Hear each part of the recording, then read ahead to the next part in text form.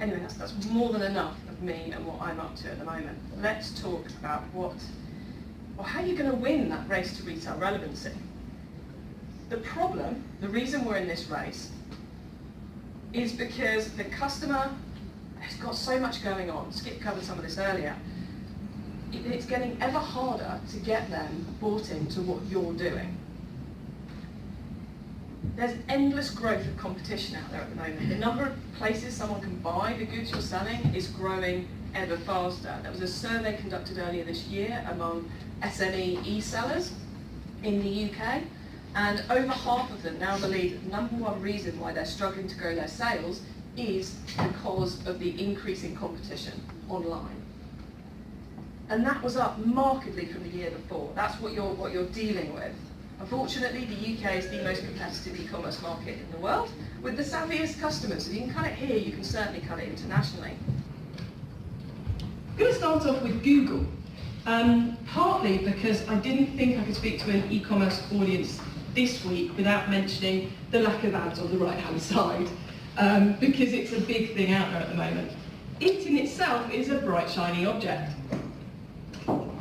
The reason I think the lack of right-hand side is the bright, shiny object is because our industry is incredibly good at creating an awful lot of content and opinion pieces about things that fundamentally don't really matter in our day-to-day trading. I'm sure there's people who would disagree with me on that point, so let me explain it a bit more. When Google first started, Larry Page stated, one of the founders of Google, stated that the perfect search engine understands exactly what you mean and gives you back exactly what you want. That remains the aim of Google to this day, as well as making an awful lot of money. So we have to trust in the fact that if Google's made this change, it's partly to provide the consumer, us as individuals, as human beings, with a better grasp of what we want, what we mean, and giving us back what we want. This is the technology adoption curve, invented by Everett Rogers, and he designed it to be talking about how people adopt mobile phones and that kind of stuff. But I think it quite nicely explains where we are in e-commerce as well. And I believe the e-commerce industry is kind of here. We're just at the beginning of this early majority stage.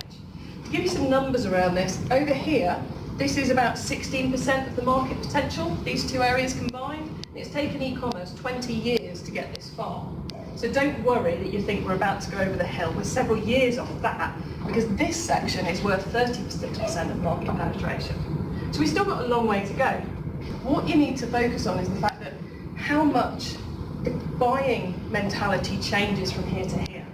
So over here we've got the early adopters, the visionaries. They're interested in bright, shiny objects of technology and in the performance of those bright, shiny objects. When you flip over to this side, pragmatist, I think, is a really important word. They're after practical, sensible solutions. They're after solutions and convenience. It's more about finding the thing that will solve their problem or their opportunity, or realise their opportunity, rather than it being about, ooh, that's cool, let's run after it. So we have to change both our mentality of how we get the customer to buy and how we get the client, or best serve the clients who want to buy websites. This is where the welcome sequence comes in, surprisingly enough. And the number one thing about a welcome sequence is that it's got to be fast. You want to be getting that email out straight away. So you need whatever you're using to capture your emails integrated with whatever you're using to send your emails. Otherwise, you're going to get a lower response rate. That should be fairly straightforward to do. If at worst, use a Google form or something to capture it, and then make sure you do a daily upload into MailChimp, whatever you use. If you're using MailChimp, you have absolutely no excuse for not having them integrated. So here's my tips about welcome emails, and I'm going to cover content in a minute, but first off, I just wanted to give you some really key tips about welcome emails. The first thing you have to do is deliver on your promise.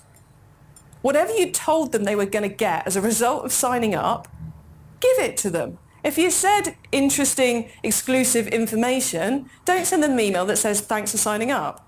Send them an email that says thanks for signing up and has exclusive, interesting information.